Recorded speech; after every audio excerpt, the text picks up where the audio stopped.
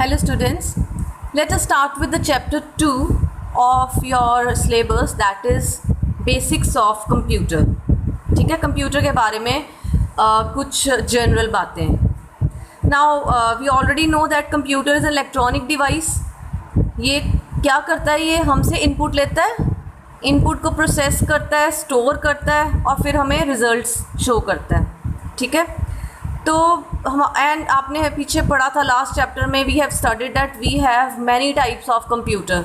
ठीक है, सो जितने मर्जी कंप्यूटर अलग अलग तरह के हों बट उनकी बेसिक जो फंक्शंस हैं वो सेम रहते हैं. ठीक है, सो कंप्यूटर के बेसिक 5 फंक्शंस होते हैं. What are the 5 functions of computer? First of all is input. Input means हम कंप्यूटर को डेटा दे रहे हैं. जैसे कि मैंने 2 नंबर्स को ऐड करना है 2 and 5 को, तो मैं डेटा दे रही हूँ 2 + 5. This is an input for the computer. Computer क्या करेगा? 2 और 5 को अपनी मेमोरी में टेम्परली स्टोर कर लेगा, दैट इज़ स्टोरेज. ठीक है, उसके बाद 2 और 5 को ऐड करेगा, दैट इज़ प्रोसेसिंग. और ये सारा कुछ कोई ना कोई यूनिट है जो कंट्रोल करेगा कि इनपुट आ रहा है, स्टोर हो रहा है, प्रोसेस हो रहा है. ठीक है, और बाद में रिजल्ट्स आएंगे 2 + 5 7, वो हमारा आउटपुट है और वो आउटपुट कंप्यूटर स्क्रीन पे डिस्प्ले कर देगा. So these are the 5 functions of a computer. और इस सारे प्रोसेस को डेटा प्रोसेसिंग कहते हैं. ठीक है, data processing means data input करना, स्टोर करना, प्रोसेस करना, रिजल्ट्स आउटपुट करने. So this whole set of operations they are known as data processing, right? Now first of all we need to understand what is data and what is information. अब ये समझने के लिए अब एक example लेते हैं. जैसे आपका व्हाट्सएप का ग्रुप बना हुआ है सबका. ठीक है, मैं आपको कहती हूँ कि डेली मुझे अटेंडेंस दे दो, राइट? तो आप क्या करते हो? कभी कोई स्टूडेंट अपना नेम रोल नंबर पोस्ट कर रहा है ग्रुप में, कभी कोई पोस्ट कर रहा है. ठीक है, ओके, आज की सारी अटेंडेंस पोस्ट हो गई, इसी तरह अगले दिन की भी होगी, इसी तरह नेक्स्ट डे की भी अटेंडेंस पोस्ट होगी, राइट? अब मुझे कोई पूछता है कि बताओ roll number 703 for example, right, ये कितने दिन प्रेजेंट थी और कितने दिन एब्सेंट थी. तो क्या जो मेरे पास वो आपकी रफ तरीके से आई अटेंडेंस, क्या मैं उसको देख के ईजिली बता पाऊँगी कि एक पर्टिकुलर रोल नंबर ने कितने लेक्चर्स लगाए और कितने लेक्चर्स नहीं लगाए? 703 प्लीज़ माइंड ना करना, मैंने जैसे एक एग्जांपल ली है, राइट? सो आप समझ रहे हो मेरी बात कि जो मेरे पास अटेंडेंस आई है वो तो एक रफ वे से आई है, रॉ वे से आई है. ठीक है, कभी कोई अटेंडेंस लगा रहा है, कभी कोई लगा रहा है, आज की हो गई, फिर नेक्स्ट डे की अटेंडेंस आई, फिर नेक्स्ट डे की आई. मुझे कोई कहता है इस पर्टिकुलर रोल नंबर को का बताओ कि ये कितने दिन इसने अटेंडेंस लगाई है या कौन से डेज इसने लेक्चर नहीं लगाया, तो मेरे लिए बहुत डिफ़िकल्ट होगा सारा कुछ उसको देखना. So that rough information is known as rough thing is known as data. Data क्या होता है? Raw facts and figures. ठीक है, अब मैं क्या करूँगी, मुझे क्या करना चाहिए? मैं एक पेपर बनाती हूँ, पेपर पर सबके रोल नंबर्स लिख लूँ और अलग अलग छोटी छोटी कॉलम्स बना लूँ जैसे अटेंडेंस रजिस्टर में होता है. ठीक है, और वहाँ पर सब रोल नंबर्स की अटेंडेंस लगाऊँ डेट वाइज कि ये रोल नंबर इस दिन प्रेजेंट था, इस दिन प्रेजेंट था, लाइक डेट वाइज मैंने अटेंडेंस लगा ली एक पेपर पे. अब मुझे कोई पूछता है कि ये पर्टिकुलर रोल नंबर कितने दिन आया और कितने दिन नहीं आया, तो मुझे इतना इजी है वहाँ पे देखना, अच्छा ये वाला roll number in days present है, इन डेज एब्सेंट है, यहाँ पे प्रेजेंट है, काउंटिंग करनी कितनी इजी है. ठीक है, तो that is known as information. जब हम डेटा को प्रोसेस कर लेते हैं इन सम मैनेज्ड वे कि डेटा कुछ मैनेज हो जाता है, डेटा नीटली उसको हम प्रेजेंट करते हैं, that is known as information. So raw facts are data and processed data is called information. हल्का सा आइडिया हुआ. और इन्फॉर्मेशन ही हमारी यूज़फुल होती है. डेटा हमारे किसी यूज़ का नहीं होता जब तक उसको हम इन्फॉर्मेशन में कन्वर्ट ना करें. इन्फॉर्मेशन ही हमारे यूज़ की होती है. So this was an overview of data and information. बाकी बुक में देखते हैं. Data is a collection of raw facts and figures. Data में नंबर्स हो सकते हैं, करेक्टर्स हो सकते हैं, अल्फ़ाबेट्स हो सकते हैं, स्पेशल सिम्बल्स हो सकते हैं, वीडियो हो सकती है, ऑडियो हो सकता है. ठीक है, सो ये डायग्राम है कि डेटा कितने तरह का होता है. देन डेटा को हम प्रोसेस करते हैं टू फॉर्म मीनिंगफुल इन्फॉर्मेशन. ठीक है, और डेटा के प्लूरल को हम डेटम कहते हैं. डेटा मीन्स सिंगुलर और प्लूरल को डेटम. वैसे हम डेटा वर्ड ही यूज़ करते हैं जनरली. ठीक है. So data is commonly defined as raw facts और observations which can be stored and processed by the computer. जो कंप्यूटर में स्टोर होती है और कंप्यूटर को जिस कंप्यूटर ने उनको प्रोसेस करना, दैट इज़ डेटा. ठीक है. Input to any system may be treated as data. So कोई भी तरह का इनपुट उसको हम डेटा कह सकते हैं. And it is difficult to understand. ठीक है. Then information is defined as data which has some meaning. जैसे मैंने आपको बताया था कि अटेंडेंस वाला पेपर मेरा, ठीक है, वो मीनिंगफुल है. और ऑर्गेनाइज डेटा को ऑर्गेनाइज कर दो, that is also an information. So information is always meaningful because it is arranged in some order. ठीक है. And it is easy to understand and decisions लेने ईजी हो जाते हैं. लाइक मुझे साफ दिख रहा है कौन सा बच्चा आया कौन सा नहीं आया. ठीक है. सो मैं आराम से डिसीजन ले सकती हूँ, राइट, कि मुझे इसको कॉल करनी है कि ये क्यों नहीं प्रेजेंट, इस तरह. So output that you get after processing the data is refer to as information. So data को प्रोसेस करने के बाद जो चीज़ आती है दैट इज़ इन्फॉर्मेशन. ठीक है. एंड इन्फॉर्मेशन की कुछ इन्फॉर्मेशन क्यों वैल्यूएबल है? Because it is always accurate and reliable. It saves our time. ठीक है. समझना ईजी है, right. Then next is the this is a diagram. This diagram is showing that data is raw facts. After processing, process कौन करता है? हम करते हैं, या हार्डवेयर करता है प्रोसेस, या सॉफ्टवेयर करता है, या कोई एल्गोरिदम. ये सब पढ़ना है हमने, ये टर्म्स जो मैंने बोली हैं. ठीक है. और then that data is converted into information. Now next is the difference between data and information. And students, this difference is very important. ठीक है. आ जाता होता है. Now data is a collection of raw or unorganized facts and information is a processed data. Data may or may not be meaningful, but information is always meaningful. Data is difficult to understand, information is easy to understand. Data may be in order or not, means data उल्टा पुल्टा भी हो सकता है और order में हो भी सकता है, but information is always in order, in some particular order. Data is entered through input devices and information is an output. And information is obtained from output devices. Data does not help to take decision, but information helps us to take meaningful decision, right? Data does not depend upon information. Now data does not depend upon information. Data is independent. आपने जो attendance भेजी है that is independent. But my information is dependent on data. वो जो मैंने attendance sheet बनाई है that is dependent on your attendance. वो data पे depend करती है. data के accordingly information बनती है. The term data was organized in mid 17th century में data term आई थी और 19th century में information term आई है. Data numbers हो सकते हैं, characters हो सकते हैं, symbols हो सकते हैं, and information भी किसी form में हो सकती है जो हमें meaningful idea दे रही है. Then data is the lowest level of knowledge and information is the second level of knowledge. ठीक है. Means सबसे पहले data मिला, अगले level पे हमें information मिली है. So this was the difference between data and information, and the difference is very important. Now next is the basic computer organization, or you can say block diagram of a computer, right? Now what is a computer? Again, it is an electronic device जो calculations करता है data पे, right, and presents results to humans, हमें results देता है.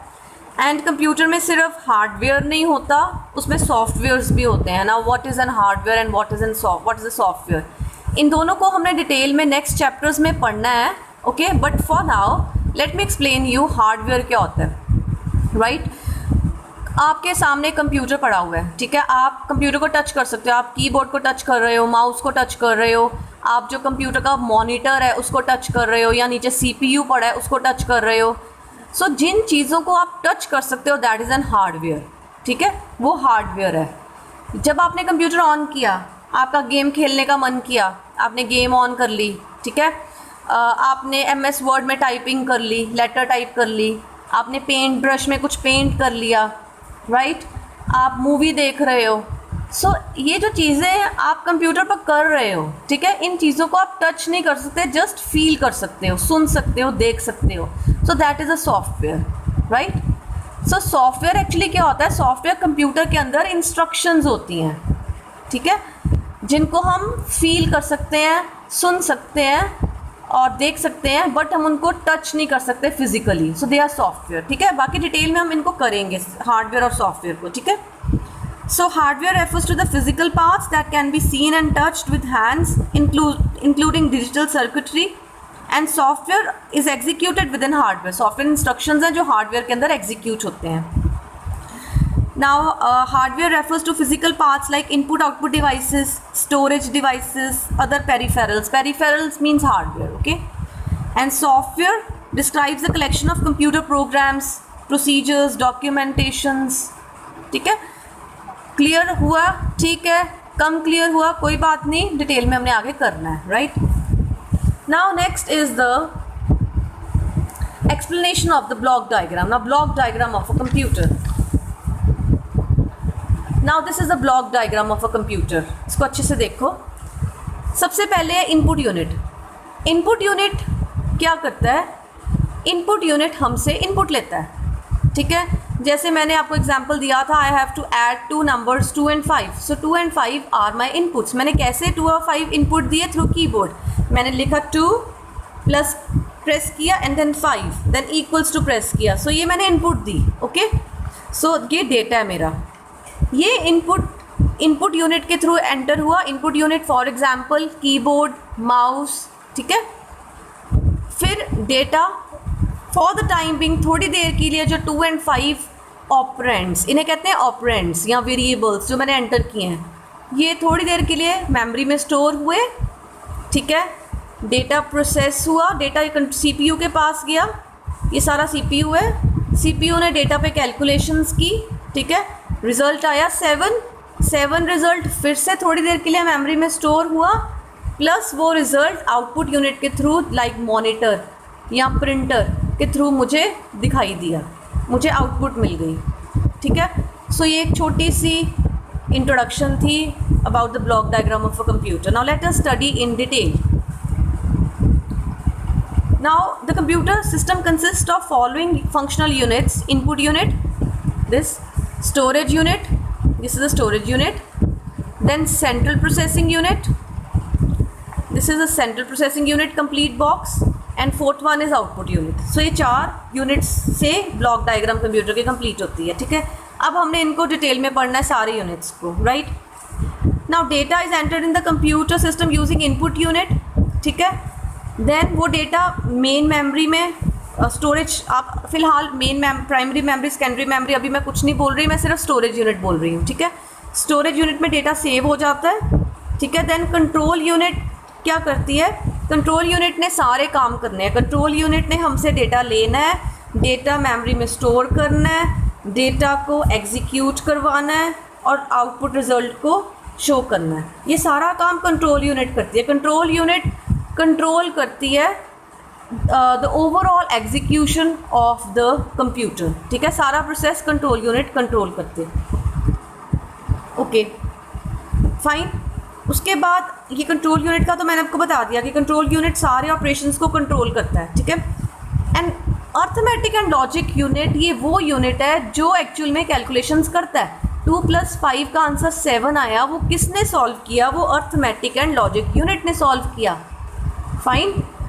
एक मैंने और इनपुट डाली, सपोज करो कि 2 और 5 का कंपैरिजन, कि कौन सा छोटा है और कौन सा बड़ा है, ठीक है। मैंने 2 नंबर्स डाले 2 and 5 और मैंने इनका कंपैरिजन पूछना है, ठीक है।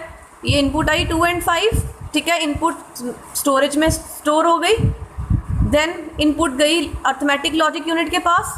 लॉजिक अर्थमेटिक तो था ना पिछला एग्जाम्पल, 2 + 7, वो अर्थमेटिक कैलकुलेशंस थी। अब लॉजिकल कैलकुलेशन है, 2 बड़ा है कि 5, सो कंप्यूटर ने आंसर दिया 5 इज़ ग्रेटर देन 2। ये किसने दिया? लॉजिक यूनिट ने, ठीक है। इनको हम डिटेल में पढ़ेंगे, आपको धीरे धीरे सब क्लियर होता जाएगा। तो लॉजिक यूनिट ने आंसर दिया कि 5 इज़ ग्रेटर, वो जो रिजल्ट्स हैं मेरे फिर से मेमोरी में स्टोर हुए एंड प्लस आउटपुट यूनिट पे डिस्प्ले भी हो गए, ठीक है। So this is how the computer system works. Then after processing the output is produced on VDU, visual display unit. what is VDU? Monitor जो आपके सामने होता है ना, उसे हम VDU भी कह देते हैं, विजुअल डिस्प्ले यूनिट, ठीक है। या फिर हम आउटपुट प्रिंटर पे ले सकते हैं या प्लॉटर पे ले सकते हैं या मैग्नेटिक मीडिया, ये सब पढ़ेंगे हम, ठीक है। Now let us start with the first unit of the block diagram, that is input unit. था ना इनपुट यूनिट, ये दिस वन, यहाँ से शुरू करते हैं input unit. The process of sending data and instructions for processing through a suitable device such as keyboard or mouse is called input. Now what is input? Input is the data or the instruction that we give to the computer. Now keyboard से मैंने दो numbers enter किए 2 and 5, that is input. mouse के साथ मैंने किसी icon को double click किया, so that is an input. मैंने instruction दी कि इस एप्लीकेशन को ओपन करो, डबल क्लिक किया, so that is an instruction. जो मैंने 2 और 5 ऐड करने के लिए दिया था, डैट इज़ डेटा। सो ये सब कुछ इनपुट में आ जाता है। और हम कैसे देते हैं input? Using input devices like keyboard and mouse. इसके अलावा और बहुत सारे इनपुट डिवाइसेस हैं, हम करेंगे। और ये जो इनपुट्स हैं ये रॉ फैक्ट्स होते हैं, मैंने आपको ऑलरेडी क्लियर कर दिया हुआ है, ठीक है। इनपुट यूनिट डेटा ह्यूमन से लेता है, ठीक है। सो ह्यूमंस अपना like we, how can we enter the data to the computer through input units, right. Then अच्छा, अब इनपुट यूनिट करता क्या है? इनपुट यूनिट के 3 फंक्शंस हैं। अब मेरी बात ये बात समझने वाली है। मैंने 2 नंबर एंटर किए 2 and 5 और मैंने कहा ये दोनों नंबर्स ऐड हो जाए, तो मैंने डेटा दिया, यानी कंप्यूटर ने डेटा एक्सेप्ट किया from the outside world 2 and 5 इन दोनों को ऐड करने का, ओके। अब कंप्यूटर, अब जो 2 and 5 है ये आपको पता है डेसिमल नंबर्स हैं, शायद आपको पता होगा डेसिमल नंबर्स जो 0 और 9 इन डिजिट्स यूज़ करके बनते हैं, ठीक है। अब हमारे जितने भी नंबर्स हैं वो सब 0 से लेकर 9 तक के डिजिट्स यूज़ करके बनते हैं ना। So that number system is called decimal number system, जो हम बचपन से पढ़ते आ रहे हैं। लेकिन कंप्यूटर को डेसिमल नंबर सिस्टम नहीं पता। कंप्यूटर को कौन सा नंबर सिस्टम पता है? Binary. Binary language is a machine language, computer की लैंग्वेज है। कंप्यूटर बाइनरी लैंग्वेज समझता है, वो बाइनरी लैंग्वेज में बातें करता है। आप ऐसे समझ लो जैसे हम हिंदी, पंजाबी, इंग्लिश यूज़ करते हैं, ये हमारी ह्यूमन लैंग्वेज है, ठीक है। कंप्यूटर को ये लैंग्वेज समझ नहीं आती, उसको कौन सी लैंग्वेज समझ आती है? बाइनरी लैंग्वेज और मशीन लैंग्वेज, ठीक है, जिसमें सिर्फ 2 ही नंबर्स होते हैं, 0 and 1। हमारे नंबर सिस्टम में जो हम यूज़ कर रहे हैं उसमें 10 डिजिट्स होते हैं 0 से लेके 9 तक। लेकिन कंप्यूटर जो नंबर सिस्टम यूज़ करता है that is binary number system, उसमें 2 ही डिजिट्स होते हैं, 0 and 1। तो कंप्यूटर ने क्या किया? सबसे पहले हमने कंप्यूटर को इनपुट दी कि 2 + 5 सॉल्व करो। फिर कंप्यूटर ने क्या किया? हमारी इनपुट को बाइनरी फॉर्म में कन्वर्ट किया। मैं आपको आज बताऊंगी कि वो कैसे कन्वर्ट करता है कंप्यूटर बाइनरी फॉर्म में हमारे डेटा को। तो अभी के लिए बस इतना समझो कि कंप्यूटर ने किसी तरीके से 2 को बाइनरी फॉर्म में कन्वर्ट कर दिया, 1 0 1 0 1 ऐसी सीक्वेंस में कन्वर्ट कर दिया, प्लस को कन्वर्ट किया एंड 5 को कन्वर्ट किया। फिर कंप्यूटर को समझ लगा कि इसका मतलब क्या है 2 + 5, क्योंकि उसको बाइनरी लैंग्वेज जब कन्वर्जन हो गई फिर कंप्यूटर को समझ लगा, ठीक है। सो पहला उसने डेटा लिया, इनपुट यूनिट ने हमसे डेटा लिया, फिर इनपुट यूनिट ने हमारे डेटा को computer understandable form means binary form में कन्वर्ट किया, और फिर वो जो बाइनरी फॉर्म का डेटा था उसने प्रोसेसिंग के लिए आगे भेज दिया। So these are the functions of input unit, ठीक है। और डिफरेंट इनपुट यूनिट्स कौन से हैं? कीबोर्ड, माउस, ठीक है, ये आपको पता है। जॉयस्टिक स्टिक की तरह होती है, गेम्स खेलने के लिए यूज़ होती है। देन लाइट पेन, पेन के साथ कई बार हम स्क्रीन पे लिखते हैं, उस पेन को स्टाइलस कहते हैं, उसके साथ लिखते हैं। स्कैनर, हम स्कैन कर रहे हैं किसी डॉक्यूमेंट को, वो डॉक्यूमेंट कंप्यूटर में जा रहा है, that is an input. Microphone, जैसे मैं अब माइक पे बात कर रही हूँ, सो ये इनपुट दे रही हूँ मैं, ठीक है। Then other secondary storage devices like floppy disk, CD आपने यूज़ की होगी, या पेन ड्राइव से भी हम कंप्यूटर में इनपुट डालते हैं, ठीक है। वॉइस डेटा एंट्री, जैसे वही सेम माइक्रोफोन, जैसे मैं बात कर रही हूँ, मैं वॉइस डेटा एंट्री दे रही हूँ, ठीक है। So these are all input units, fine. अब इन इनपुट यूनिट्स को थोड़ा सा यहाँ पे एक्सप्लेन किया हुआ है। Keyboard most common input unit है, इसमें कीज़ होती हैं, ये टाइपराइटर के जैसा लगता है, इसमें लेटर, नंबर, स्पेशल कैरेक्टर्स, हर तरह की कीज़ होती हैं। माउस पॉइंटिंग डिवाइस है, पॉइंटर होता है, माउस को हिला हिला के उसका पॉइंटर जो है स्क्रीन पे पॉइंट कर सकते हैं, हम कुछ ड्रॉ कर सकते हैं, पर्टिकुलर एरिया पे पॉइंट कर सकते हैं, डबल क्लिक कर सकते हैं, सिंगल क्लिक कर सकते हैं, ठीक है। जॉयस्टिक से हम वीडियो गेम्स खेल सकते हैं, स्कैनर से हम पेपर को स्कैन करके पेपर को इलेक्ट्रॉनिक फॉर्म में कन्वर्ट कर सकते हैं, ठीक है, और वो इलेक्ट्रॉनिक पेपर जो है वो कंप्यूटर में स्टोर हो जाएगा, so that is an input. Light pen उसको स्टाइलस कहते हैं, स्टाइलस से हम कंप्यूटर को इंस्ट्रक्शंस दे सकते हैं, लाइक मैंने स्क्रीन पे कुछ लिखना है तो मैं लाइट पेन से, वो टच स्क्रीन्स होती हैं स्पेशल जिन पे लाइट पेन चलता है, हर एक पर लाइट पेन नहीं चल सकता, ठीक है, लाइट पेन से मैं कुछ ड्रॉ कर रही हूँ, so that is I am giving input to the computer. Then digital camera से मेरी वीडियो रिकॉर्ड हो रही है या जो मैंने पिक्चर क्लिक की है वो भी इनपुट है। देन माइक्रोफोन, मैं बोल रही हूँ तो बोल कर भी मैं कंप्यूटर को इंस्ट्रक्शन दे सकती हूँ या इनपुट दे सकती हूँ, so these are all input units. Next unit is central processing unit and in short form we say it CPU। CPU is actually the brain of computer, सारा काम CPU नहीं करना है। CPU को हम इंटीग्रेटेड चिप भी कहते हैं बिकॉज CPU क्या एक चिप है जिस पर बहुत सारे कंपोनेंट्स हमने इंस्टॉल किए हुए हैं, इंटीग्रेट किए हुए हैं, and that chip is made up of silicon, piece of silicon, ठीक है, thousands of transistors and registers and बहुत सारे कंपोनेंट्स जो हैं वो चिप पर हमने इंटीग्रेट किए होते हैं, that is integrated chip and that is what CPU is, ठीक है। देन CPU के बहुत सारे कंपोनेंट्स हैं। CPU में कंट्रोल यूनिट होता है, अर्थमेटिक लॉजिक यूनिट होता है, रजिस्टर्स होते हैं एंड क्लॉक यूनिट होता है। So let us discuss all these one by one. First of all is the control unit. Control unit वो यूनिट जो सारी चीज़ों को कंट्रोल करता है। कंट्रोल यूनिट हमसे इनपुट लेता है, हमारे इनपुट को मेमोरी में स्टोर करवाता है, इनपुट को ALU के पास, अर्थमेटिक एंड लॉजिक यूनिट के पास लेके जाता है प्रोसेसिंग के लिए, फिर आउटपुट को, जो आउटपुट ALU निकालता है उस आउटपुट को फिर से मेमोरी में स्टोर करता है, ठीक है, देन अगेन उस आउटपुट को आउटपुट यूनिट के पास लेके जाता है। सो ये सारा overall functioning that is the responsibility of control unit. Next is arithmetic and logic unit that is also known as ALU। Now अगर इस यूनिट को ब्रेक करें, one is arithmetic unit, another is logic unit. Arithmetic unit क्या करता है, जो addition, subtraction, multiplication, division, इस तरह की जो कैलकुलेशंस है that is performed that are performed by arithmetic unit. और जो लॉजिकल कैलकुलेशंस हैं लाइक कंपैरिजंस, क्या 2 बड़ा है कि 5, क्या ये दोनों इक्वल हैं, जो क्या वाले क्वेश्चंस हैं उनके आंसर्स हैं वो लॉजिक यूनिट देता है, ठीक है। जो सॉल्व करने वाला काम है वो अरिथमेटिक यूनिट करता है, और जो क्या ये ऐसे है, क्या ये उसका आंसर, क्या इसका आंसर लॉजिक यूनिट देता है, लॉजिकल कैलकुलेशंस ये परफॉर्म करता है, ठीक है। और ये हाई स्पीड डिजिटल सर्किट्स होते हैं, हमारी कैलकुलेशंस को सॉल्व करते हैं, कंपैरिजंस करते हैं, ठीक है, और हमें रिजल्ट्स प्रोवाइड करते हैं। Then arithmetic and logic unit के अंदर फॉलोइंग हार्डवेयर सेक्शंस होते हैं, एडर होता है, accumulator, registers, counters, shifters, कॉम्प्लीमेंटर।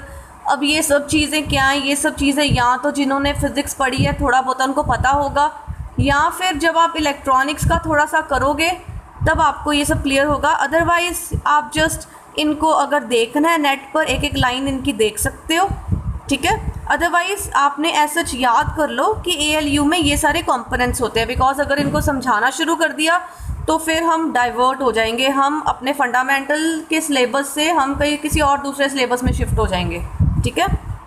Then ALU की कुछ फंक्शंस हैं, सेम वही बातें बार बार रिपीट हो रही हैं कि arithmetic and logical operations perform करता है, एडिशन, सब्ट्रैक्शन, मल्टीप्लिकेशन, डिवीजन करता है। Then bitwise logical operations perform करता है, like bitwise and, bitwise or, bitwise not, bitwise XOR। अब ये क्या है बिटवाइज एंड, मैं एक एग्जांपल एंड का आपको दे देती हूँ, ठीक है, बाकी हमने तो डिटेल में इसको करना नहीं है, मैं आपको समझाने के लिए ये क्या होता है।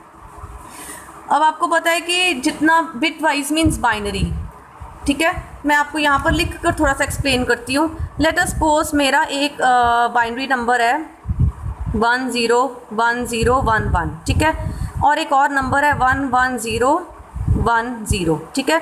मैंने इन दोनों नंबर्स पे बिटवाइज एंड ऑपरेशन लगाना है। एंड का मतलब होता है कि अगर मेरे दोनों डिजिट्स 1 है तभी एंड का आंसर 1 आता है, अदरवाइज एंड का आंसर 0 आता है, अब इन दोनों में से एक डिजिट 0 है, इट मीन्स मेरा एंड का आंसर 0 होगा। ये दोनों 1 है, इट मीन्स एंड का आंसर 1 होगा। ये दोनों 0 है, एंड का आंसर 0 होगा। ये दोनों 1 है, एंड का आंसर 1 होगा। अच्छा, इसमें डिजिट्स कम हो गए, इसमें ज़्यादा हो गए। ये दोनों ये 1 0 है तो एंड का आंसर 0 होगा। एक और डिजिट सपोज करो 1 1, एंड का answer is 1। So and is an operation, and का आंसर 1 कब होता है? जब दोनों डिजिट्स 1 हो, ठीक है। अदरवाइज एंड का आंसर 0 होता है। This is an example. इसको आपने इतने डिटेल में करना नहीं है, जस्ट एक समझाया कि एक ऑपरेशन होता है जो बिट्स पे लगता है, बाइनरी डिजिट्स पे लगता है, 1 0 1 वाले पे लगता है। इसी तरह और होता है, इसी तरह नॉट होता है, इसी तरह XOR ऑपरेशन होता है। सो ये सारे ऑपरेशंस भी ALU परफॉर्म करता है। ओके, हो सकता है आपके सिलेबस में आगे जाके हम इनको डिटेल में स्टडी करें, ठीक है। Then ALU bitwise shifting operations भी परफॉर्म करता है। लाइक ये बाइनरी नंबर है ना मेरे पास 1 0 1 0 1 1, इसको मैं शिफ्ट करूँगी। अगर मैंने इसको लेफ़्ट शिफ्ट किया तो मैंने क्या किया, इस 1 को मैं इधर ले आई तो मेरा नंबर क्या बन गया, ये 1 इधर आ गया तो नंबर बन गया 1 1 0 1 0 1। इसको कहते हैं लेफ़्ट शिफ्ट। और अगर नंबर को मैं इधर ले जाती हूँ, इस 1 को इधर ले जाती हूँ तो मेरा नंबर क्या बन गया 0 1 0 1 1 1, दैट इज़ राइट शिफ्ट। तो ये काम भी ALU परफॉर्म करता है। उसके बाद ये इंपॉर्टेंट है, ALU हर काम सिंगल क्लॉक में करता है। अभी हमने क्लॉक यूनिट भी स्टडी करना है नेक्स्ट, ठीक है। ये भी CPU का एक पार्ट है। कंप्यूटर में ना एक इंटरनल क्लॉक होती है। जैसे हम क्लॉक्स हमारे पास होती हैं, वॉचेस होती हैं, क्लॉक्स होती हैं, टिक टिक टिक, इस तरह सेकंड्स चलते हैं, ठीक है। तो इसी तरह ये तो सेकंड तो बहुत बड़ा टाइम है कंप्यूटर के लिए। सेकंड्स को भी आप थाउजेंड्स तक डिवाइड कर लो, एक सेकंड के भी 1000 हिस्से कर लो, उतना टाइम कंप्यूटर का एक क्लॉक टिक होता है, ठीक है। कंप्यूटर हर क्लॉक टिक पे एक ना एक ऑपरेशन करता है। लाइक 2 + 5 एक क्लॉक टिक पे 7 हो गया। अगर -3 है, 7 - 3 तो एक क्लॉक टिक पे उसका आंसर 4 आ गया। यानी हर ऑपरेशन एक एक क्लॉक टिक पे करता है। सो उसकी स्पीड देखो कितनी है, right. So this was all about arithmetic and logic unit. Now next unit of CPU is register. Now what are registers? Registers are also kind of memory. ये भी एक तरह की मेमोरी होती है, बट बहुत हाई स्पीड मेमोरी होती है और बहुत छोटी मेमोरी होती है, थोड़ी मेमोरी होती है। ये क्यों यूज़ होती है और कब यूज़ होती है? ये ALU यूज़ करता है अपनी कैलकुलेशंस के इंटरमीडिएट रिजल्ट्स को स्टोर करने के लिए। लाइक फॉर एग्जांपल, हमने कंप्यूटर में ये इनपुट दी, ठीक है, कि ये कंपैरिजन है। एक साइड पर 2 + 7 है, एक साइड पर 12 / 3 है, ठीक है। तो कंप्यूटर क्या करेगा, जो अरिथमेटिक एंड लॉजिक यूनिट का जो अरिथमेटिक वाला हिस्सा है वो क्या करेगा, 2 + 7 = 9 को लेफ़्ट साइड पे कैलकुलेट कर देगा और ये 9 वैल्यू रजिस्टर में जाके टेम्परली स्टोर हो जाएगी। फिर अरिथमेटिक यूनिट क्या करेगा, 12 / 3 दैट इज़ 4 कैलकुलेट करेगा और ये 4 भी रजिस्टर में टेम्परली स्टोर हो जाएगा। फिर एक साइड पर 9 आ गया, एक साइड पर 4 आ गया। फिर अरिथमेटिक एंड लॉजिक यूनिट का लॉजिक यूनिट वाला पार्ट वो क्या करेगा, देखेगा कि 9 ग्रेटर है या 4 ग्रेटर है, यानी इन दोनों के बीच में क्या साइन आएगा। तो नेचुरली ग्रेटर देन का साइन आएगा, ठीक है। तो ये जो इंटरमीडिएट रिजल्ट्स थे आपने देखा ये रजिस्टर में स्टोर हो रहे हैं और जब हमने कंपैरिजन करना है, जब लॉजिक यूनिट ने कंपैरिजन करना है तो रजिस्टर्स से ये वैल्यूज़ पिक हो रही हैं, ठीक है। सो टेम्परली थोड़ी देर के लिए स्टोर हुआ डेटा और फाइनल जब रिजल्ट आया that this side is greater than this side, तो ये रिजल्ट फिर आउटपुट यूनिट में डिस्प्ले हो जाएगा। सो इट मीन्स कैलकुलेशन के जो इंटरमीडिएट रिजल्ट्स हैं वो रजिस्टर्स में स्टोर होते हैं for short period of time temporarily. Like एक इक्वेशन है 2 + 3 - 1। सो सबसे पहले 2 + 3 होगा 5 रजिस्टर में स्टोर होगा। देन 5 - 1 4 फिर आउटपुट आएगी। लाइक जो मीन बीच वाली जो कैलकुलेशंस हैं वो रजिस्टर्स में फिर स्टोर होती जाती हैं, ठीक है।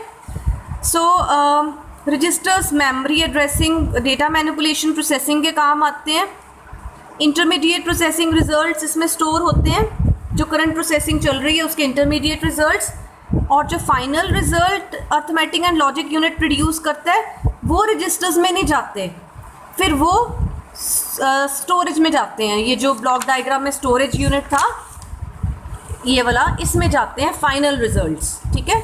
इंटरमीडिएट रिजल्ट्स रजिस्टर्स में रहते हैं। अब जो इम्पोर्टेंट रजिस्टर्स, जो अब रजिस्टर्स भी बहुत सारे तरह के होते हैं।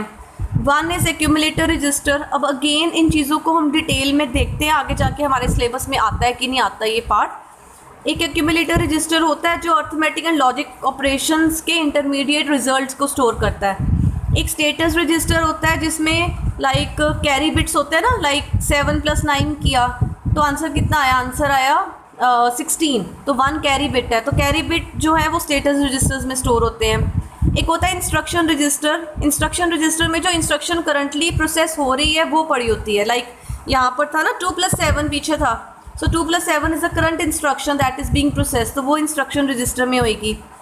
प्रोग्राम काउंटर एक रजिस्टर होता है जिसमें अगली इंस्ट्रक्शन का एड्रेस होता है कि इस इंस्ट्रक्शन को एग्जीक्यूट करने के बाद नेक्स्ट कौन सी इंस्ट्रक्शन एग्जीक्यूट होने वाली है, उसका एड्रेस प्रोग्राम काउंटर में होता है। And next is buffer register. Buffer में डेटा टेम्परली स्टोर होता है। बफर मीन्स मेमोरी, ठीक है। So these are different types of registers. और रजिस्टर्स के कुछ ऑपरेशंस होते हैं। फर्स्ट ऑपरेशन इज फेच, यानी कि इंस्ट्रक्शन को लेके आता है मेमोरी से, जिस इंस्ट्रक्शन को एग्जीक्यूट करना है, फेच करना है, फेच किया।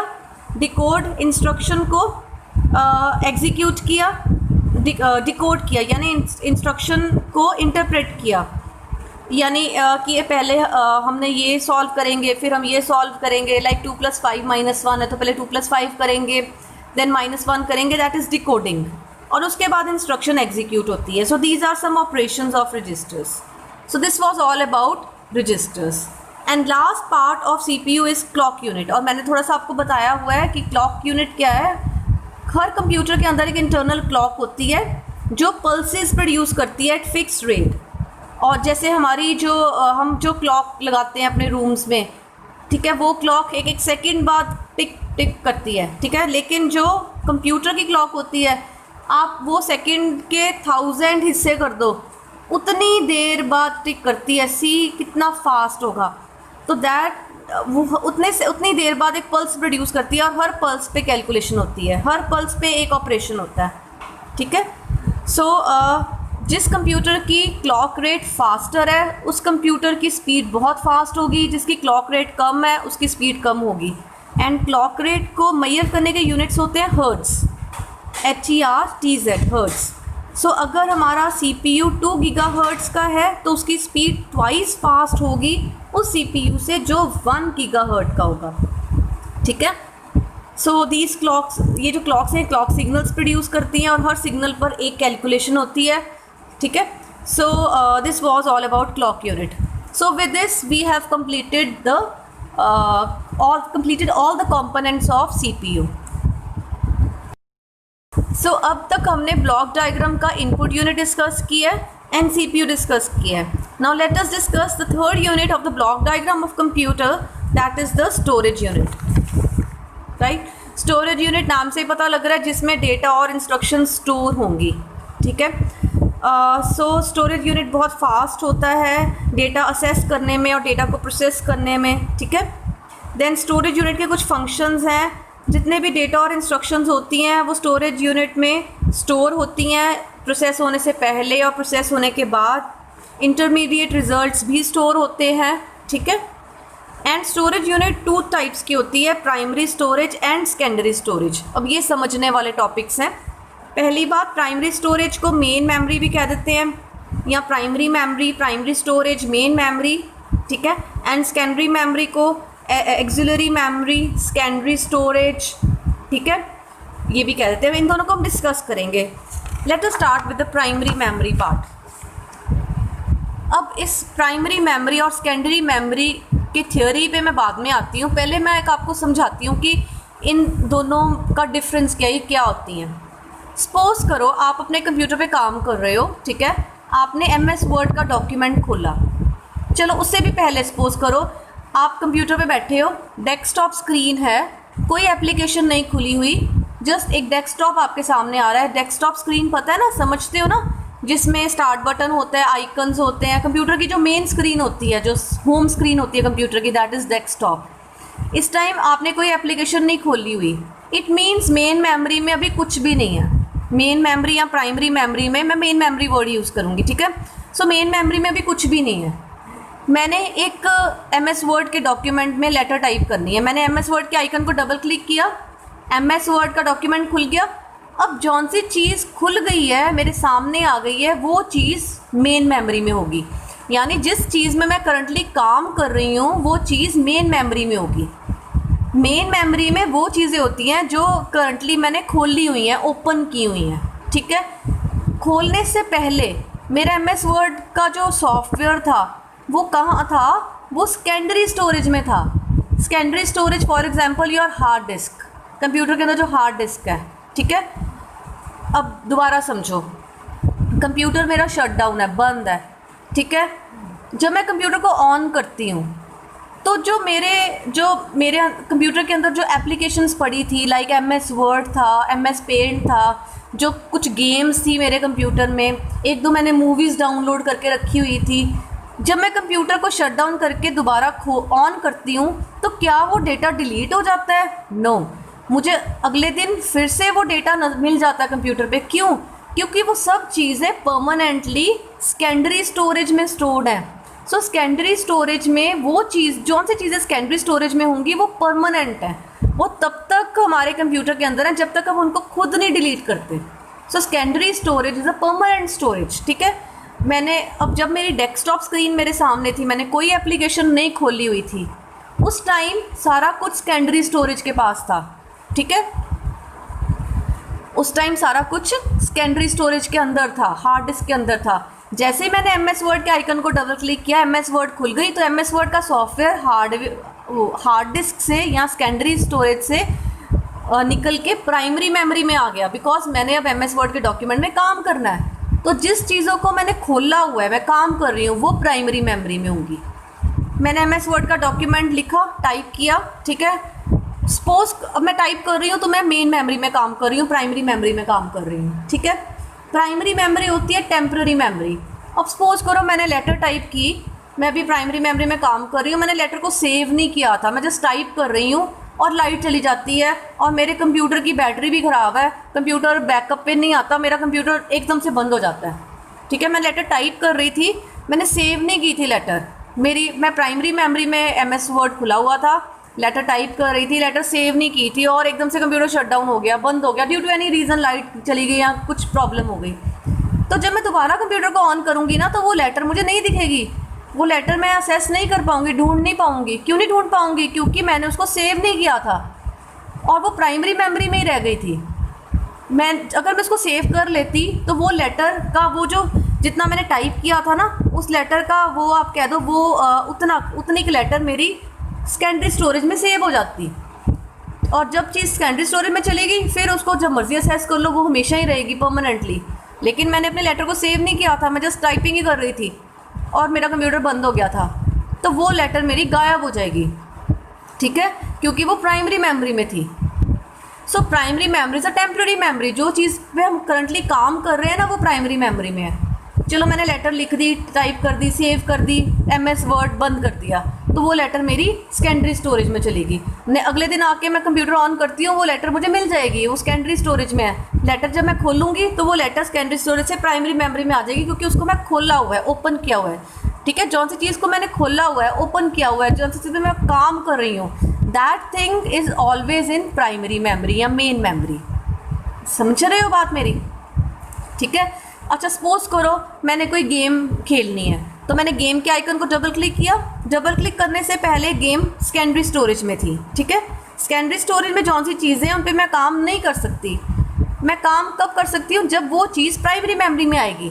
मैंने गेम के आइकन को डबल क्लिक किया तो वो गेम का सॉफ्टवेयर जो है सेकेंडरी स्टोरेज से निकल के प्राइमरी मेमोरी में आ गया। मैं गेम खेल रही हूँ, मैं प्राइमरी मेमोरी में, मेरी प्राइमरी मेमोरी में गेम पड़ी हुई है, गेम चल रही है, मैंने गेम खेल के बंद कर दी। अब वो गेम प्राइमरी मेमोरी से निकल के फिर से सेकेंडरी स्टोरेज में चलेगी। तो थोड़ा सा क्लियर हुआ? So secondary storage a permanent storage, primary storage a temporary storage. Primary storage में सिर्फ वही चीज़ें होंगी जिन पे हम करंटली काम कर रहे हैं। सेकेंडरी स्टोरेज में वो चीज़ें होंगी जिनमें हम करंटली काम नहीं कर रहे, ठीक है। एंड प्राइमरी मेमोरी बहुत थोड़ी होती है, बहुत छोटी होती है as compare to secondary memory. ठीक है, प्राइमरी मेमोरी का साइज़ बहुत छोटा होता है। जैसे मोबाइल, आपके मोबाइल पे आप बहुत सारी एप्लीकेशंस खोला, व्हाट्सएप भी खोल लो, गाने भी लगा लो, आपने बहुत सारी एप्लीकेशंस खोली हुई हैं, आपका मोबाइल हैंग होना शुरू हो जाता है। क्यों हैंग होना शुरू हो जाता है? क्योंकि प्राइमरी मेमोरी में आपने बहुत कुछ डाल दिया, आपने गेम भी ऑन कर लिया, आपने व्हाट्सएप भी ऑन कर लिया, आपने गाने भी प्ले कर लिए, आप यूट्यूब भी खोला हुआ है आपने, और बहुत सारी एप्लीकेशंस खोली हुई हैं, सब खुली हुई हैं, सब प्राइमरी मेमोरी में है। तो कंप्यूटर हैंग होना शुरू हो जाएगा, क्योंकि प्राइमरी मेमोरी बहुत थोड़ी होती है। तो जो एप्लीकेशंस पे आप काम नहीं कर रहे उनको आप बंद कर दो, ताकि वो प्राइमरी मेमोरी से निकल के सेकेंडरी स्टोरेज में फिर से चल जाए। ठीक है, सेकेंडरी स्टोरेज का साइज़ बहुत ज़्यादा होता है, उसका कोई इशू नहीं होता कि ये भर गई है या, ठीक है। Secondary storage has a huge size as compare to primary storage, and primary storage ज़्यादा फास्टर होती है सेकेंडरी स्टोरेज से। ठीक है, नाउ प्राइमरी मेमोरी जो है ये दो तरह की होती है, इसको अब डिस्कस करेंगे।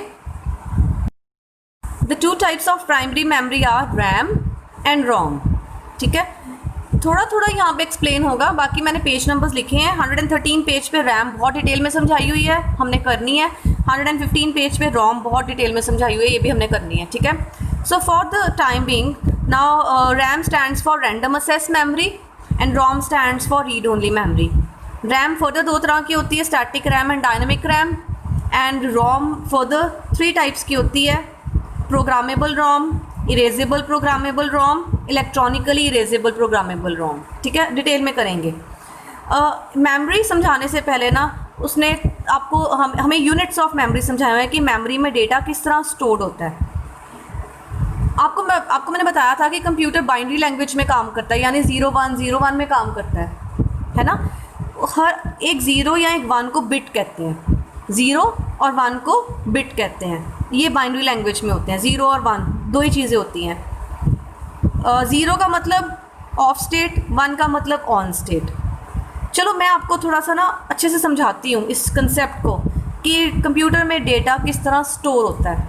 इसलिए मैंने ना एक पेपर पे कुछ बनाया हुआ है, इसकी मैं आपको पिक भी भेजूँगी, ध्यान से समझो। लेट अस सपोज मैंने ना हेलो स्ट्रिंग या हेलो वर्ड को मेमोरी में स्टोर करवाना है। ठीक है, अब HELLO ये जो वर्ड्स हैं, अल्फ़ाबेट्स हैं, इंग्लिश के अल्फ़ाबेट्स हैं, ये ह्यूमन रीडेबल अल्फ़ाबेट्स हैं, ये हमारी लैंग्वेज के अल्फ़ाबेट्स हैं। पर कंप्यूटर को HELLO कुछ नहीं पता, कंप्यूटर को सिर्फ बाइनरी लैंग्वेज आती है और उसको कुछ भी नहीं आता, ABC नहीं आती, कंप्यूटर को सिर्फ 101 वाला लैंग्वेज आती है। तो अब ये हेलो कंप्यूटर में कैसे स्टोर होगा? एक बात ध्यान से सुनो, एक टेबल होता है, उसे कहते हैं ASCII table. The full form of ASCII table is American standard code for information interchange. एक टेबल होता है जिसे मैं आपको समझा के आ रही हूँ, डाइवर्ट नहीं होना, मैं आपको समझा रही हूँ कि मेरी कोई भी स्ट्रिंग या कोई भी वर्ड जब मैंने मेमोरी में स्टोर करवाना है, मैंने MS वर्ड का डॉक्यूमेंट खोला, मैंने उस पर हेलो लिखा और MS वर्ड के डॉक्यूमेंट को सेव कर दिया, हार्ड डिस्क पे MS वर्ड का डॉक्यूमेंट सेव हो गया। अब मैंने आपको बताना है कि ये जो हेलो है ये किस तरह मेमोरी में सेव होगा। इसको समझाने के लिए सबसे पहले आप ये समझो कि एक ना टेबल होता है, उसे कहते हैं एस्काई टेबल। वो किस तरह का होता है मैं आपको भी दिखाती हूँ। इस तरह का टेबल है ASCII table, this is an ASCII table, American standard code for information interchange. ये टेबल में क्या है, इस टेबल में ना जितने कीबोर्ड्स पे कैरेक्टर्स होते हैं ना, जितनी चीज़ें हम टाइप कर सकते हैं, उन सब के रेलिवेंट, उन सब का सबको एक नंबर दिया होता है। लेट अस सपोज मैं हेलो की एग्जांपल ली थी, HELLO। अब ढूंढो कैपिटल H का स्काई कोड क्या है, 72। कैपिटल H का स्काई कोड कितना है, 72। HE का 69, देन L का स्काई कोड है 76, then again L 76, and O का है 79।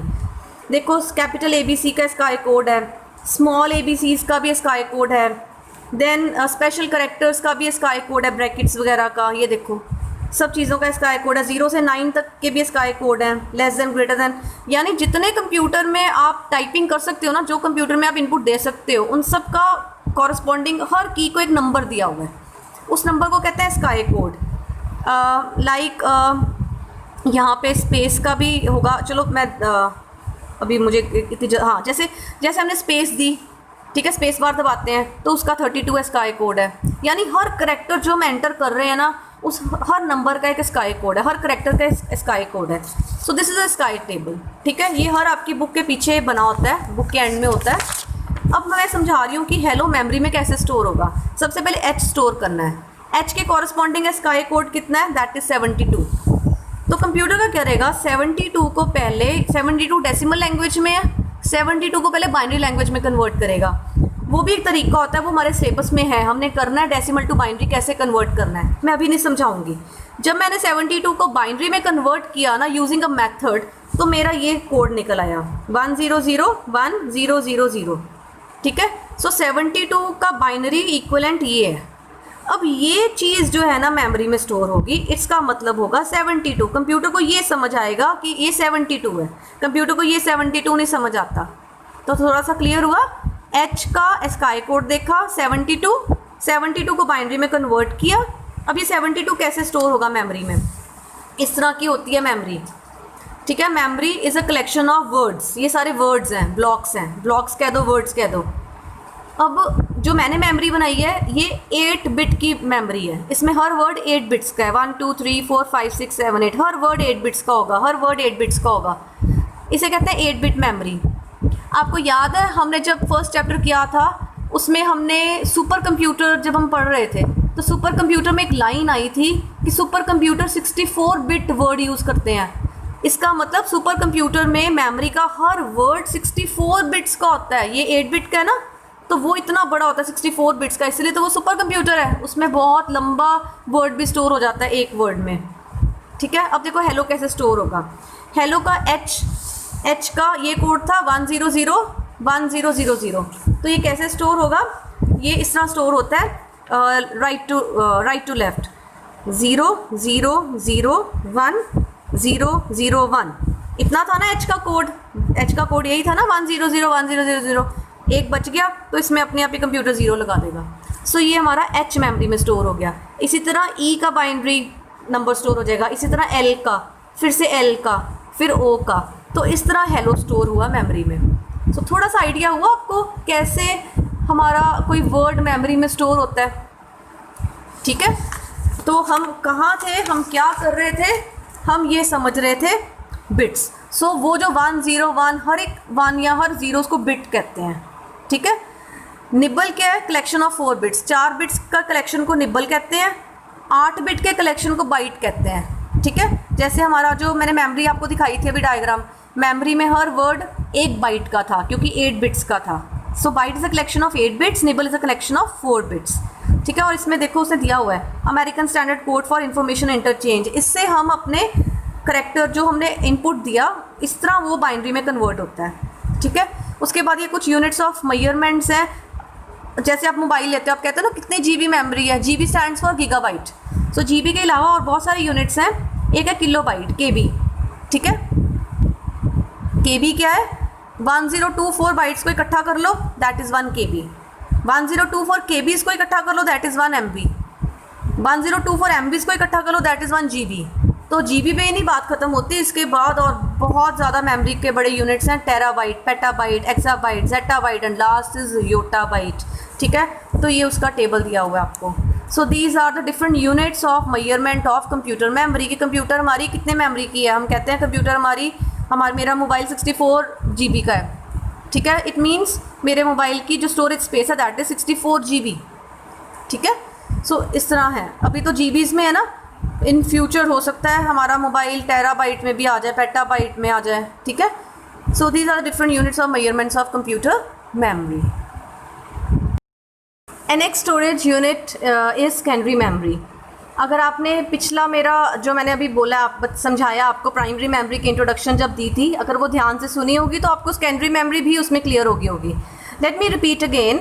अगर हमने कोई चीज़ को परमानेंटली कंप्यूटर में स्टोर करना है और हम चाहते हैं कि कंप्यूटर को शट डाउन करने के बाद जब हम अगले दिन कंप्यूटर को ऑन करें, इवन देन वो डॉक्यूमेंट या वो डेटा हमारे कंप्यूटर पे ही रहे, then we need to save that data on secondary memory, because secondary memory is a permanent memory. जैसे प्राइमरी मेमोरी जिसको हम मेन मेमोरी कहते थे, वो टेम्प्रेरी मेमोरी थी। इससे opposite secondary memory is a permanent memory. और सेकेंडरी मेन मेमोरी का साइज़ लिमिटेड था, छोटी थी मेन मेमोरी, लेकिन सेकेंडरी मेमोरी एक बहुत ही ह्यूज मेमोरी है, ठीक है। इसको हम बैकअप मेमोरी भी कहते हैं, स्लो मेमोरी भी कहते हैं बिकॉज मेन मेमोरी से स्लो है, एक्सिलरी मेमोरी भी कहते हैं, सेकेंडरी स्टोरेज भी कहते हैं, ठीक है। और ये डिवाइसेस जो हैं हाई स्पीड डिवाइसेस होते हैं जो सेकेंडरी स्टोरेज प्रोवाइड करते हैं, like pen drive. Pen drive is an example of secondary storage device, क्योंकि पेन ड्राइव में जो आपने सेव कर लिया वो हमेशा सेव रहेगा। हार्ड डिस्क में आपने कुछ सेव कर लिया वो हमेशा सेव रहेगा, चाहे आप पावर टर्न ऑफ कर दो वो डेटा कभी इरेज नहीं होगा। सो परमानेंट स्टोरेज, ठीक है। So and compare to main memory the devices of secondary memory are cheaper, सस्ते होते हैं सेकेंडरी मेमोरी के डिवाइसेस, ठीक है। सेकेंडरी मेमोरी में किस तरह का डेटा होता है, I again repeat, secondary memory में वो सारा डेटा होता है जिस डेटा पे हम करंटली काम नहीं कर रहे, जिन एप्लीकेशंस पे हम करंटली काम कर रहे हैं, लाइक मैं गेम खेल रही हूँ या मैं MS वर्ड का डॉक्यूमेंट टाइप कर रही हूँ, तो जिन एप्लीकेशंस में हम करंटली काम करते हैं वो एप्लीकेशंस मेन मेमोरी में आ जाते हैं या प्राइमरी मेमोरी में आ जाते हैं, तभी हम उन पे काम कर पाते हैं। लेकिन जिन एप्लीकेशंस हम काम नहीं कर रहे, बस वो कंप्यूटर में स्टोर्ड है, तो वो सेकेंडरी मेमोरी में होते हैं। So which are not currently being executed, वो चीज़ें सेकेंडरी मेमोरी में होती हैं। उसके बाद सेकेंडरी मेमोरी डिवाइसेस दो तरह के होते हैं, कुछ मैग्नेटिक स्टोरेज डिवाइसेस होते हैं और कुछ ऑप्टिकल स्टोरेज डिवाइसेस होते हैं, ठीक है। ये हम डिटेल में करेंगे जब हमने स्टोरेज का चैप्टर करना है, fine. So this was all about memory unit and the last unit of the block diagram of computer is output unit. नाम से पता लग रहा है आउटपुट यूनिट हमें आउटपुट प्रोवाइड करता है, कैलकुलेशंस के बाद जो रिजल्ट्स निकलते हैं आउटपुट यूनिट हमें रिजल्ट्स प्रोवाइड करता है, ठीक है। Input unit and output unit ये दोनों हमें कंप्यूटर से इंटरेक्ट करने के काम में आते हैं, ठीक है। कीबोर्ड से हम कंप्यूटर को डेटा दे सकते हैं, that was an input device. Monitor हमें डेटा दिखाता है, that is an output device. So human और कंप्यूटर के बीच में इंटरेक्शन प्रोवाइड करते हैं इनपुट एंड आउटपुट यूनिट्स, ठीक है। आउटपुट यूनिट क्या करता है, CPU से डेटा लेता है और फिर आउटपुट डिवाइस पे उसको डेटा को भेज देता है, ठीक है। आउटपुट यूनिट आउटपुट डिवाइस पे डेटा को सेंड कर देता है। जो हमें आउटपुट मॉनिटर पे दिखाई देती है उसे हम कहते हैं सॉफ्ट कॉपी, क्योंकि हम उसको टच नहीं कर सकते। मॉनिटर पे हमें MS वर्ड का डॉक्यूमेंट नज़र आ रहा है, एक लेटर नज़र आ रही है, ठीक है, that is a soft copy, हम उसको टच नहीं कर सकते, ठीक है। लेकिन अगर मैं उस लेटर का प्रिंट आउट निकाल लूँ प्रिंटर पे, पेपर पे, ठीक है, then it becomes a hard copy और वो परमानेंटली मेरे पास रहेगी, that is a printed copy, that is hard copy, ठीक है। So one is soft copy जो मॉनिटर पे दिखती है, जब उसका प्रिंट आउट ले लेते हैं तो that becomes a hard copy, ठीक है। एंड आउटपुट यूनिट्स के भी 3 फंक्शंस हैं, जैसे इनपुट यूनिट के 3 फंक्शंस लिखे हुए थे ना, इसमें आउटपुट यूनिट के नहीं लिखे थे, यहाँ पे लिखे थे ना इनपुट यूनिट के 3 functions, 3 basic functions. Output unit के मैंने खुद लिखे हैं, जब मैं पिक भेजूंगी तो आप अपने बुक्स पे नोट कर लेना। Basically 3 functions are perform by output unit. Number 1 receives the results from CPU in the form of binary bits. CPU ने कैलकुलेशंस कर ली, 2 + 5 कर लिया, 7 आंसर आ गया, वो 7 आंसर बाइनरी फॉर्म में होगा। तो आउटपुट यूनिट ने क्या करना है, सबसे पहले आंसर को बाइनरी फॉर्म में रिसीव कर लेना है, ठीक है। उसके बाद उसने बाइनरी डेटा को ह्यूमन रीडेबल फॉर्म में कन्वर्ट करना है। वो जो 101 की सीक्वेंस आई होगी ना जिसका मतलब 7 था, कंप्यूटर आउटपुट यूनिट क्या करेगा, उसको डेसिमल नंबर सिस्टम में कन्वर्ट कर देगा, यानी 7 में कन्वर्ट कर देगा, बिकॉज हमें 7 समझ आएगा, हमें 1011 वाली सीक्वेंस समझ नहीं आएगी। एंड थर्ड, वो कन्वर्टेड डेटा को आउटसाइड वर्ल्ड को प्रोवाइड कर देगा, कैसे, मॉनिटर पे ले आएगा या प्रिंटिंग निकाल देगा, किसी तरह से, ठीक है। So these are the 3 functions of output unit and different output devices are there. एक है मॉनिटर, ठीक है। मॉनिटर क्या है, स्क्रीन जो है टेलीविजन की तरह लगता है, that is a standard output device. Standard output device means by default data monitor पर ही जाता है। ये कैथोड रे ट्यूब्स का बना होता है, इसको हम डिटेल में पढ़ेंगे जब हमने आउटपुट यूनिट का चैप्टर करना है, ठीक है। इसको हम VDU भी कहते हैं, विजुअल डिस्प्ले यूनिट भी कहते हैं। ये इंस्ट्रक्शंस को, हमारे रिजल्ट्स को डिस्प्ले करता है, कैलकुलेशंस को डिस्प्ले करता है, ग्राफिक्स को डिस्प्ले करता है, टेक्स्ट को डिस्प्ले करता है। एंड मॉनिटर्स बहुत सारे तरह के साइजेस के होते हैं, ठीक है। Next are printer. प्रिंटर आपको पता ही है, जो पेपर पे हमारे आउटपुट देता है, परमानेंट रिकॉर्ड रह जाता है हमारे पास प्रिंटिंग से। और प्रिंटर्स भी 2 तरह के होते हैं, इम्पैक्ट एंड नॉन इम्पैक्ट। अब ये भी हम प्रिंटर वाले टॉपिक में डिटेल में पढ़ेंगे, ठीक है। Then are plotters. प्लॉटर भी प्रिंटर ही होते हैं एक तरह के, लेकिन बिग साइज़ के प्रिंटर होते हैं। जैसे फ्लेक्स, आप देखते हो ना सड़कों पर होर्डिंग्स लगे होते हैं बड़े बड़े, या फ्लेक्स लगे होते हैं हमारे स्कूल्स कॉलेजेस में, वो बड़ी शीट्स होती हैं पेपर से बहुत बड़ी, तो उनकी प्रिंटिंग निकालने के लिए प्लॉटर यूज़ करते हैं। सो प्लॉटर भी प्रिंटिंग निकालते हैं, लेकिन वो लार्ज पीस ऑफ पेपर या शीट पे निकालते हैं, ठीक है। मल्टी कलर्ड पेन्स होते हैं प्लॉटर्स में, जिनसे वो ग्राफिक्स बन जाते हैं, ठीक है। उसके बाद स्पीकर भी एक आउटपुट डिवाइस है, लेकिन वो साउंड के आउटपुट देता है, ठीक है। Speaker is also an output device, speaker से हम गाने सुनते हैं ना, तो आउटपुट आ रही है। Microphone is an input device, speaker is an output device for sounds, ठीक है। और स्पीकर में क्या क्या होता है, स्पीकर में साउंड कार्ड होना चाहिए एंड स्पीकर में स्पीकर्स अटैच होने चाहिए, ठीक है, sound card and speakers. And last is projector is also an output device. Projector पता है ना आपको, प्रोजेक्टर लगा होता है और दीवार पर या किसी स्क्रीन पर प्रोजेक्ट हो जाती है इमेज, ताकि बहुत सारे लोग उसको देख सकें। प्रोजेक्टर पे कई बार मूवीज़ भी लग जाती हैं, ठीक है। हम कोई वीडियो प्रेजेंटेशन पीपीटी हमने प्रेजेंटेशन बनाई है तो वो हम प्रोजेक्टर पे प्रोजेक्ट कर सकते हैं। So projector is use to produce output that could be viewed by multiple people simultaneously, right? So these were all the output devices, and this was all about the block diagram of a computer. Now the next topic is what happens when you turn on the computer. जब आप computer की power से CPU पे जो button लगा होता है उसे कंप्यूटर को ऑन करते हो तब क्या होता है? एक्चुअली कंप्यूटर को बटन से ऑन करने से लेकर जब आपके मॉनिटर पे डेस्कटॉप स्क्रीन आ जाती है ना, वो जो फर्स्ट स्क्रीन होती है ये वाली,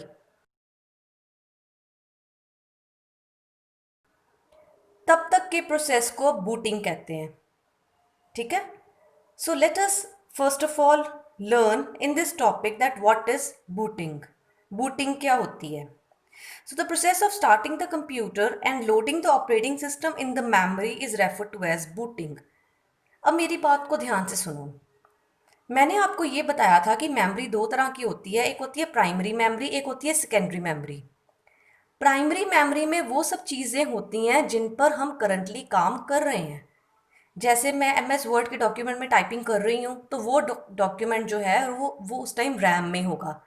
अगर मैं कोई गेम खेल रही हूँ तो वो गेम का सॉफ्टवेयर रैम में लोडेड होगा, इसीलिए गेम चल रही है। और जब मैं एप्लीकेशन पे काम करना बंद कर देती हूँ, मैं उसको क्लोज कर देती हूँ, तो वो एप्लीकेशन दोबारा किस में चली जाती है? सेकेंडरी स्टोरेज में, ठीक है। सेकेंडरी स्टोरेज परमानेंट होती है। सेकेंडरी स्टोरेज में हम जो भी डाल देते हैं वो परमानेंटली कंप्यूटर में रहता है, ठीक है। सो अब जब हम कंप्यूटर को ऑन करते हैं तो हमारा ऑपरेटिंग सिस्टम कहाँ स्टोर्ड होता है? सेकेंडरी स्टोरेज में।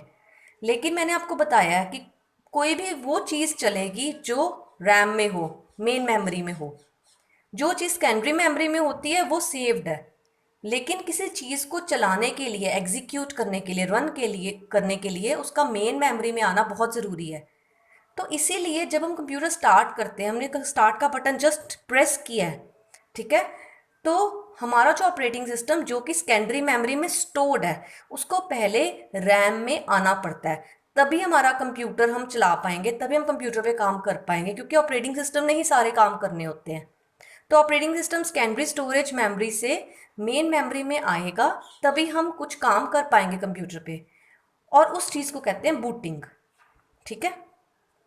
सो operating system must be loaded in the memory. कौन सी मेमोरी की बात हो रही है? मेन मेमोरी या प्राइमरी मेमोरी। ऑपरेटिंग सिस्टम का प्राइमरी मेमोरी में आना बहुत ज़रूरी है when ever you switch on the computer, जब हम कंप्यूटर ऑन करते हैं, because RAM temporarily releases the operating system from the memory when you switch off the computer.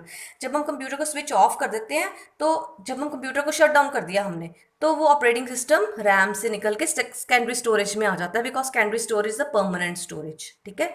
और जब हम ऑन करते हैं तो वो सेकेंडरी स्टोरेज से फिर से रैम में आ जाता है ताकि वो चल सके, एग्जीक्यूट हो सके।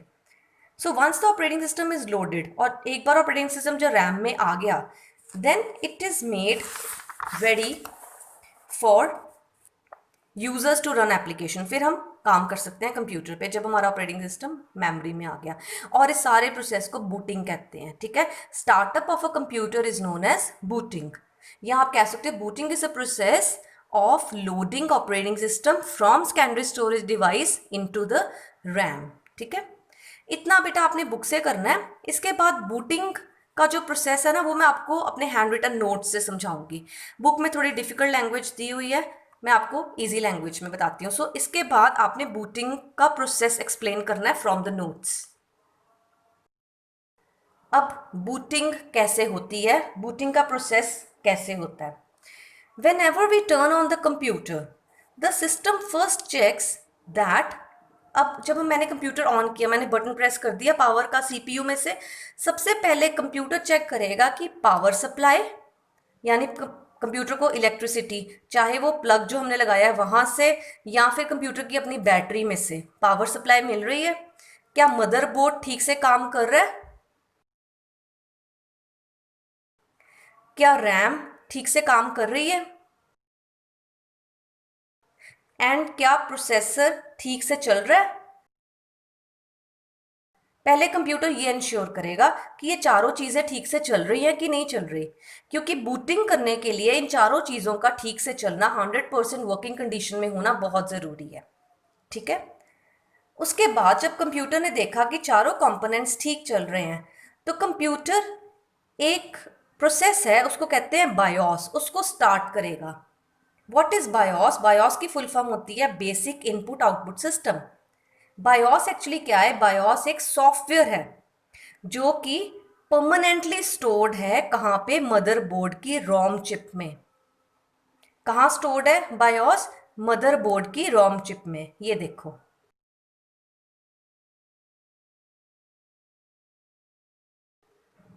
ठीक है। So the first step of booting is to start BIOS. चारों कंपोनेंट्स चेक हो गए, ठीक से चल रहे हैं। इन चारों कंपोनेंट्स ने मिलके बायोस को स्टार्ट किया, जगाया, उठाया बायोस को। ठीक है। और बायोस क्या है? बायोस एक सॉफ्टवेयर है जो मदरबोर्ड के रोम चिप में इंस्टॉल्ड है परमानेंटली। जब हम ऑपरेटिंग सिस्टम इंस्टॉल करते हैं तो बायोस भी इंस्टॉल हो जाता है। ठीक है। तो बायोस उठ गया, स्टार्ट हो गया। अब बायोस ने काम शुरू करने हैं। ठीक है। अब बायोस ने सबसे पहले क्या करना है?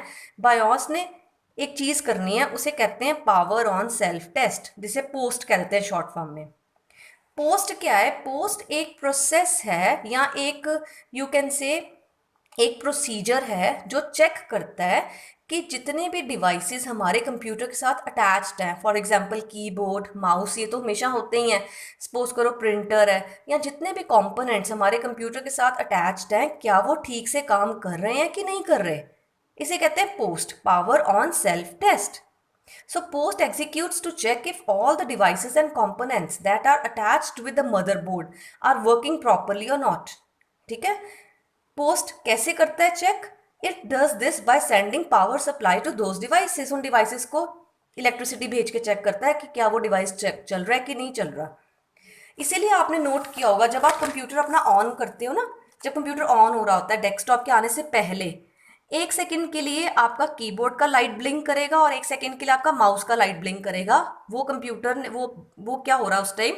पोस्ट ने पावर सप्लाई भेजी है कीबोर्ड को चेक करने के लिए एंड पावर सप्लाई भेजी है माउस को चेक करने के लिए कि वो चल रहे हैं कि नहीं चल रहे। ठीक है। सो पोस्ट इज, फिर कि जो हमारी एलईडी लाइट है कीबोर्ड की एंड माउस की, वो ब्लिंक करती है फॉर अ वाइल। ठीक है। At that time post is checking those devices to confirm that they are in proper working condition. और अगर कंप्यूटर को लगता है कि इनमें से कोई एक डिवाइस प्रॉपरली नहीं चल रहा, तो कंप्यूटर हमें एरर मैसेज डिस्प्ले कर देगा स्क्रीन पे कि कीबोर्ड वर्क नहीं कर रहा या माउस वर्क नहीं कर रहा या वो प्रॉपरली अटैच्ड नहीं है। ठीक है।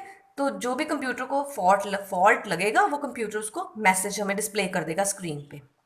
सो सारे डिवाइसेस चेक हो गए। डिवाइसेस चेक होने के बाद after the successful completion of post, अब बायोस क्या करता है? बायोस सबसे पहले सिस्टम में बूट ऑर्डर चेक करेगा। बूट ऑर्डर का क्या मतलब है? बूट ऑर्डर का मतलब है, अब ध्यान से सुनो, हमारे कंप्यूटर में प्राइमरी मेमोरी या मेन मेमोरी तो एक ही है। ठीक है। जो रैम भी है और रोम भी है, प्राइमरी मेमोरी एक ही है। लेकिन सेकेंडरी मेमोरीज बहुत सारी हो सकती हैं। जैसे कि हार्ड डिस्क एक सेकेंडरी मेमोरी है, अगर हमने डीवीडी डाली हुई है तो वो भी एक सेकेंडरी मेमोरी है, अगर हमने पेन ड्राइव लगाई हुई है सिस्टम के साथ वो भी एक सेकेंडरी मेमोरी है, अगर सीडी डाली हुई है सीडी ड्राइवर में तो वो भी एक सेकेंडरी मेमोरी है। तो सेकेंडरी मेमोरीज बहुत तरह की होती हैं। ठीक है। अब कर होना क्या है, आपको मैंने बताया था ना बूटिंग में होता क्या है। ऑपरेटिंग सिस्टम सेकेंडरी मेमोरी से मेन मेमोरी में आता है, रैम में आता है। अब बायोस ने क्या करना है? बायोस ने पोस्ट कर दिया। पोस्ट करने के बाद बायोस ने क्या चेक करना है कि मैंने ऑपरेटिंग सिस्टम कौन सी सेकेंडरी मेमोरी से लेना है, कौन सी सेकेंडरी मेमोरी में ऑपरेटिंग सिस्टम पड़ा हुआ है। उसे कहते हैं बूट ऑर्डर। क्या ऑपरेटिंग सिस्टम हार्ड डिस्क से उठाना है, कि क्या ऑपरेटिंग सिस्टम डीवीडी से उठाना है, क्या ऑपरेटिंग सिस्टम पेन ड्राइव से उठाना है या ऑपरेटिंग सिस्टम सीडी से उठाना है। बिकॉज मोस्टली क्या होता है कि हमारे कंप्यूटर्स में ऑपरेटिंग सिस्टम इंस्टॉल्ड होता है तो हार्ड डिस्क में से ही उठाया जाता है। लेकिन अगर हमारा नया सिस्टम है, जस्ट फ्रेश सिस्टम है, उसमें ऑपरेटिंग सिस्टम नहीं है हमारे सिस्टम में, तो जो बायोस है वो या तो डीवीडी से उठाएगा या पेन ड्राइव से उठाएगा या सीडी से उठाएगा कुछ फाइल्स, ठीक है। और इसे कहते हैं बूट ऑर्डर। चेक करना, बूट ऑर्डर मीन्स किसकी प्रायोरिटी पहले है, कहाँ से उसने उठाना है नेक्स्ट फाइल्स को बूटिंग करने के लिए। So by default the default setting is that the BIOS boot program first checks the hard disk, hard disk को सबसे पहले चेक करता है for next boot files to be loaded in RAM, ठीक है। सो बायोस ने पोस्ट करने के बाद क्या किया, कुछ फाइल्स को रैम में लोड करना है। अब वो कौन सी फाइल्स हैं, इसको समझाने के लिए ना एक बात याद रखो, एक ना सिस्टम में फाइल होती है उसे कहते हैं MBR file, master boot record. ये फाइल अपन तब सिस्टम में स्टोर हो जाती है जब हम विंडोज़ को इंस्टॉल करते हैं। जब हम विंडोज़ को इंस्टॉल करते हैं ना, तो एक फाइल है जिसे कहते हैं MBR, मास्टर बूट रिकॉर्ड। ये हार्ड डिस्क में जाके स्टोर हो जाता है। और ये कहाँ स्टोर होता है, इसकी हमेशा एक फिक्स पोजीशन है, वहीं हमेशा स्टोर होता है। हर पर्सन के कंप्यूटर में उसी जगह पर ही MBR स्टोर होगा। और वो जगह कौन सी है, वो जगह है हार्ड डिस्क का सिलेंडर 0 का 0 हेड का फर्स्ट सेक्टर। ये मैं आपको हार्ड डिस्क बताऊंगी, जब हार्ड डिस्क समझाऊंगी ना तब मैं बताऊंगी, आपको एक्सप्लेन करूंगी कि सिलेंडर हेड एंड सेक्टर्स क्या होते हैं। सो अभी के लिए बस इतना समझ लो कि जो MBR फाइल है that is always stored in this fix location. ये लोकेशन MBR फाइल के लिए फिक्स होती है। सो बायोस प्रोग्राम क्या कहता है, बायोस प्रोग्राम प्रोसेसर को कहता है कि इस जगह पर जाओ and fetch the MBR file which is stored here. यहां से MBR फाइल को फेच करो। क्लियर हो रहा है स्टेप्स। पहले क्या हुआ, पहले 4 कंपोनेंट्स चेक हुए, power supply, RAM, processor and motherboard. फिर बायोस को उठाया इन चारों ने मिलके। बायोस ने क्या किया, सबसे पहले पोस्ट किया, सारे कंपोनेंट्स को चेक किया ठीक चल रहे हैं कि नहीं चल रहे, चल रहे हैं ठीक। फिर बायोस ने क्या किया, बायोस ने प्रोसेसर को बोला कि इस जगह पर जाओ और MBR को फेच करो, MBR को रैम में लोड कर दो। तो प्रोसेसर ने MBR को रैम में लोड कर दिया। MBR फाइल लोड होने के बाद 3 और फाइल्स रैम में लोड होंगी। उन फाइल्स को कहते हैं command.com, ms-dos.sys एंड io.sys।